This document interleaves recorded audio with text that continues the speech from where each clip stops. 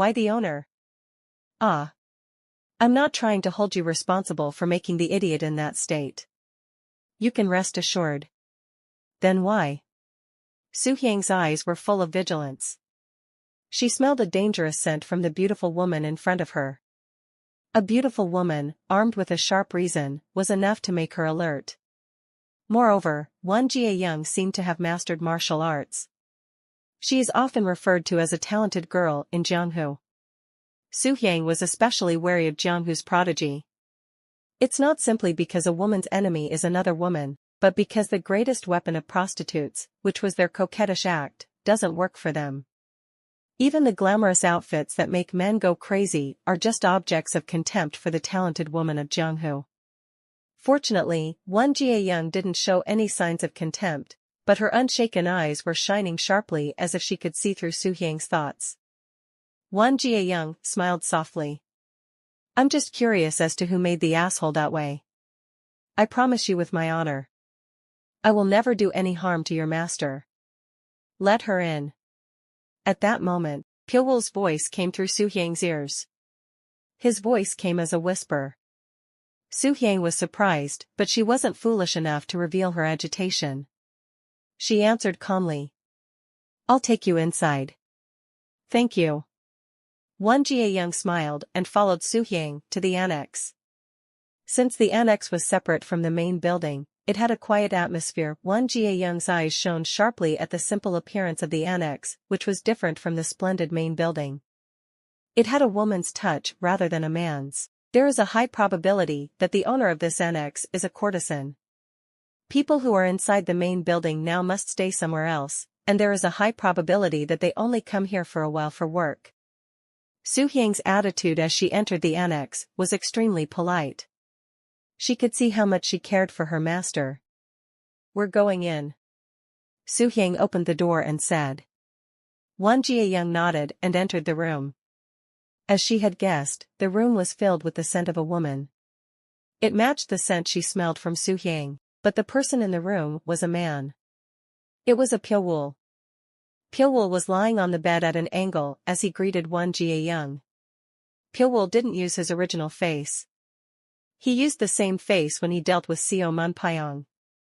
A face that was a little more handsome than the average guy. Among Jianghu's famous warriors, those with this level of appearance were very common. And Wan Jiayang didn't even pay attention to those people. But somehow, strangely, she couldn't take her eyes off Piawul. There was something about Piawul that caught people's attention. Snake? At that moment, Wan Jiayang thought of a large snake. A snake with a very beautiful pattern. At first glance, it would seem disgusting, but the more you look at it, the more deadly beautiful it becomes. Just by looking at him, she felt herself get enchanted. Wan Jiayang bit her lip involuntarily. As she felt the pain in her lips, her mind returned.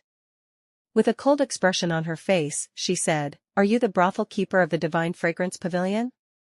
The madam is Su Yang. I just gave her some financial help to run the Divine Fragrance Pavilion. That just means you're the owner. Nice to meet you, I'm Wan Jiayang, the fairy phantom swordsman. Have you ever heard of my name? No. I have to work harder then. Still, I thought I was already famous in Jianghu, but it seems that my name is still not well known here. It's not your fault. I just don't know because I'm not very interested in the things outside. Then, you have never been out of Sichuan province? No. Okay. Then I understand to a certain extent. Wan Jiayang smiled broadly. Her smile was fatal. When a woman as cold as ice smiles innocently, her charm explodes. It was a smile with a magical power that almost any man would be captivated by at once. However, Piawul was not captivated by her smile. Such charm could not warm his cold heart. Wan Jiayang asked, What's your name? Piawul furrowed his brow slightly. Because he had a different face, there was no reason to say his real name. Yeah, Yaju, you can call me Yaju. Yaju? You mean the master of the night? What's your real name? We're not close enough for me to reveal my real name, are we? I told you mine, but you didn't. That's unfair. If you don't like it, you can just leave. It's not that difficult. Won Jie-young crossed her arms and looked at Pyo-woo. Pyo-woo was the first to treat her like this since she left for Jeonghu. Some women would get excited at times like this, but she was rather alert. He's used to women. My beauty doesn't work. In fact, Soo-hyang, who was right next to her, was also a rare beauty. If he could always embrace such beautiful courtesans as he wanted, there was no way he would fall for the beauty of a woman. Either that, or he was not good at discerning beauty, or he did not like it. But the reason she came here today was not to seduce Pyo-woo. She came because there's something she wanted to find out. Alright, Yaju. I'm here to ask you something. If there's anything you want to know, go to the Hao clan instead. You're close with courtesans, so you're probably well aware of the rumors here, don't you? What if I refuse? It's going to be a pain in the ass. Although Seo Munpyeong is an idiot, he's still a member of the Golden Heavenly Hall, so you're going to take revenge? Revenge? I'm just saying, let's be a little careful to not bother each other. Won Jie-young smiled brightly. Pyo-woo looked at Won Jie-young without saying a word. For a moment, Won Jie-young flinched. It was because Pyo-woo's eyes felt as if they were digging through her whole body like a dagger. However, Won Jie-young was also a well-known expert in Jeonghu, and had a record of going through quite a lot of trouble. Thanks to that, she was able to suppress her feelings, and put forth a calm expression. Pyo-woo asked, "What do you want to know?" The assassin. Assassin? An assassin caused a great bloodbath in Sichuan last year. Isn't it you? Why do you think so? It's just a woman's intuition? A hunch is just a hunch. Really? So why are you looking for him? I want to know something. What is that? I can only speak about it once I meet the person concerned. There's no reason to talk if it's not him. Then you'd better just go back. Are you saying no? No. Pyo-woo lied without blinking an eye. Won Jie-young looked at Pyo-woo with suspicious eyes. Pyo-woo also looked at her without avoiding her gaze. Won Jie-young thought that by looking into the eyes of the other person, she could read his mind. When someone reaches a certain level, they can read the mind of the other person to a certain extent just by looking into their eyes. However, her confidence completely collapsed under Pyo-woo's indifferent gaze. No matter how hard she tried, she couldn't tell the truth from Pyo-woo's eyes. It was the first time this had happened, so she couldn't hide her bewildered expression. Is it really not him? Won Jie-young looked into Pyo-woo's eyes once again. But she still couldn't read the truth. Rather, it felt as if Pyo-woo was reading her thoughts through her own eyes. In the end, Won Jie-young turned her head first to avoid Pyo-woo's gaze. Won Jie-young hurriedly got up with the feeling that if she stayed here longer, she would be ripped off. She gave one last look at Pyo-woo before she went outside. Can I come back again? No. How heartless. As you can see, this is not my residence.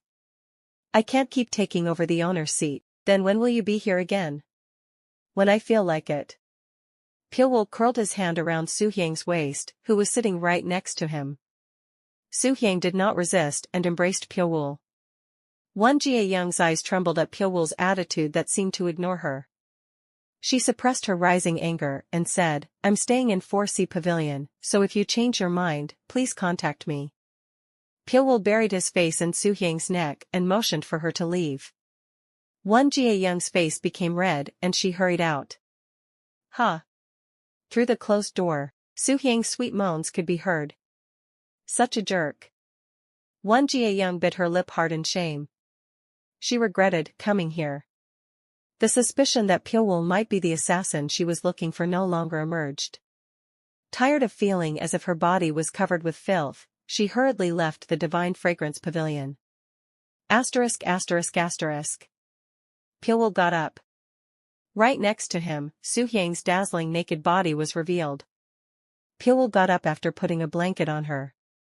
When the face-changing art was removed, he returned to his original face.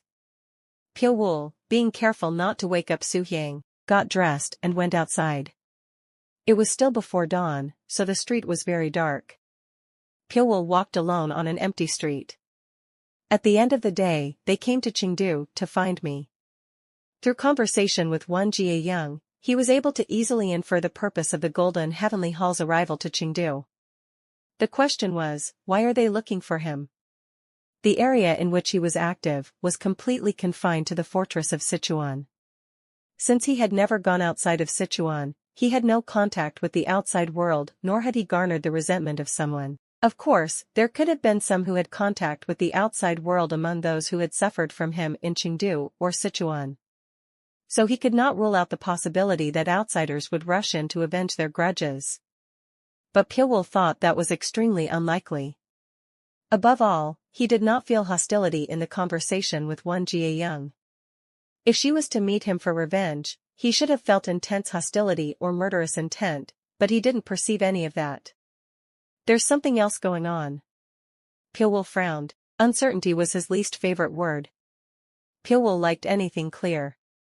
He found it difficult for the golden heavenly gates to suddenly appear in front of him and inquired about his whereabouts.